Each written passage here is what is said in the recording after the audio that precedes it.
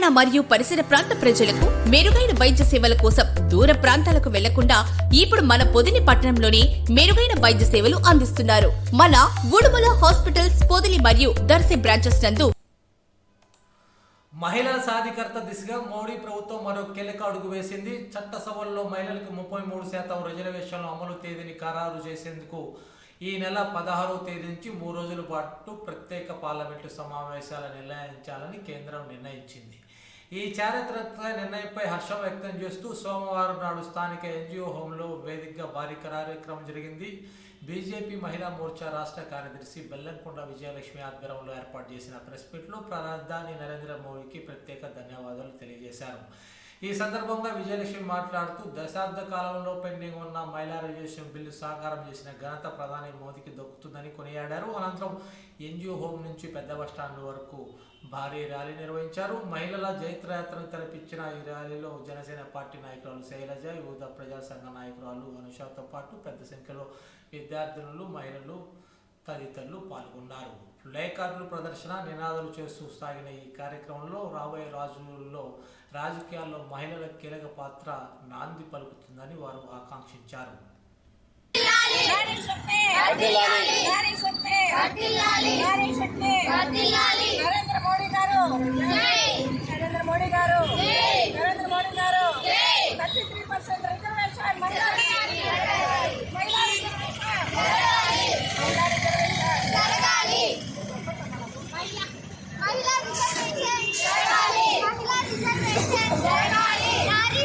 భారతదేశంలో సగభాగము అయిన మహిళలు చూస్తే కార్మిక శక్తిలో చూస్తేను 40% పనిచేస్తూ ఉన్నారు.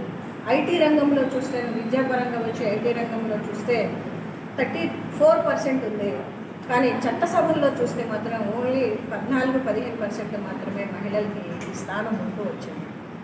కాబట్టి మనము 2024 ఎలక్షన్స్ చూసినా కూడా దాంట్లో దాదాపుగా 800 మంది మహిళలు చట్టసభలకి నామినేషన్లు వేస్తే అందులో గెలిచిన వాళ్ళు కేవలము 74 మంది గెలిచారు. అంటే 9% మహిళలు వారు చట్టసభలలో ఎంపికయ్యారు.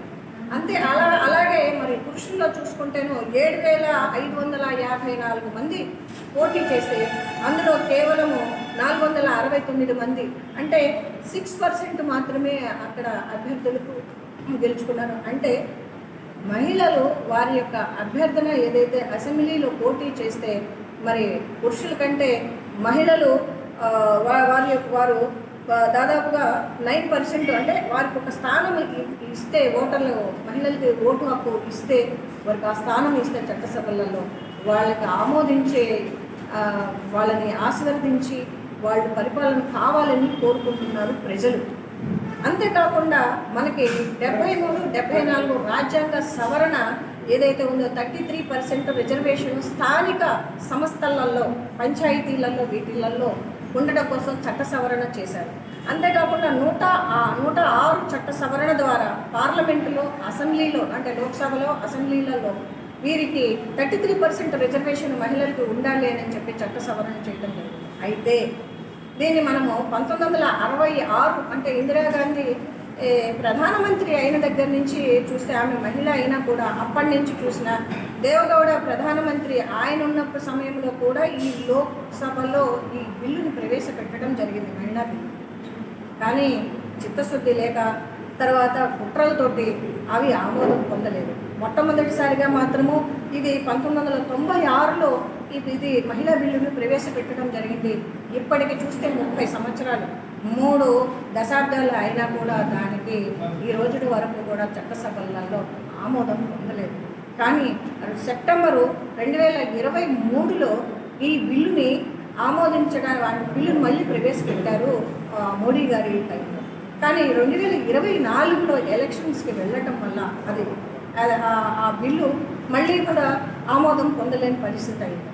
అయితే ఇప్పుడు చట్టసభలలో రేపు 29కి చట్టసభలలో రిజర్వేషన్ 33% రిజర్వేషన్ తీసుకురావాలి అని చెప్పి అనుకుంటూ ఎప్పుడు చేయాలనుకున్నారంటే డీలిమిటేషన్ అయిపోయిన తర్వాత, సెన్సెక్స్ అయిపోయిన తర్వాత 2029లో మహిళా రిజర్వేషన్ బిల్లుని ప్రవేశపెట్టాలి పూర్తి స్థాయిలో అని అనుకున్నారు.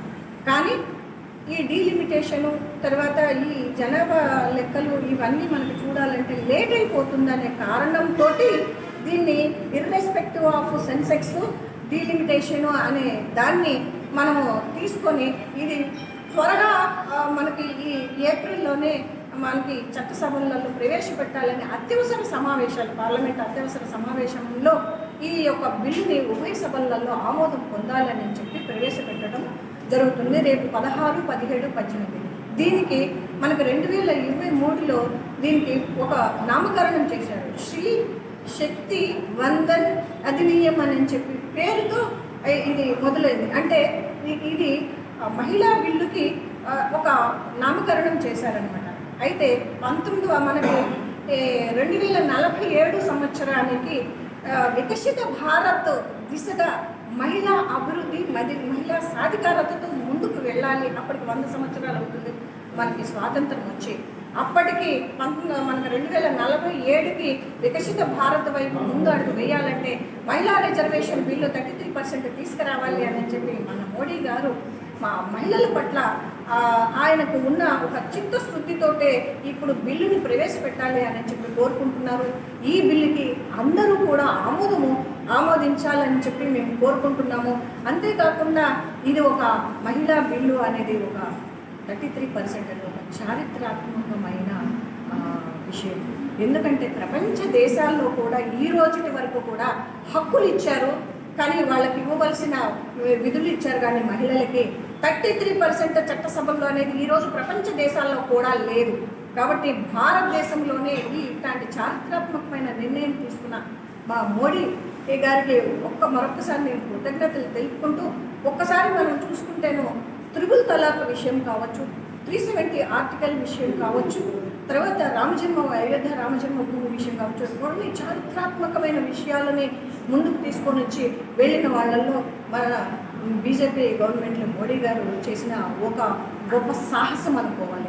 కాబట్టి అంతేకాదు, అసలు మహిళలకు సంబంధించిన సంక్షేమ పథకాలు చూసినా కూడా ఆయన వేసిన పెద్దపీఠంలో చూసిన బేటీ బచావో బేటీ పడావో అది చాలా పెద్ద విషయం. స్వచ్ఛ భారత్, తర్వాత త్రిపుల్ తలాక్ అనే విషయం మామూలు విషయం కాదు.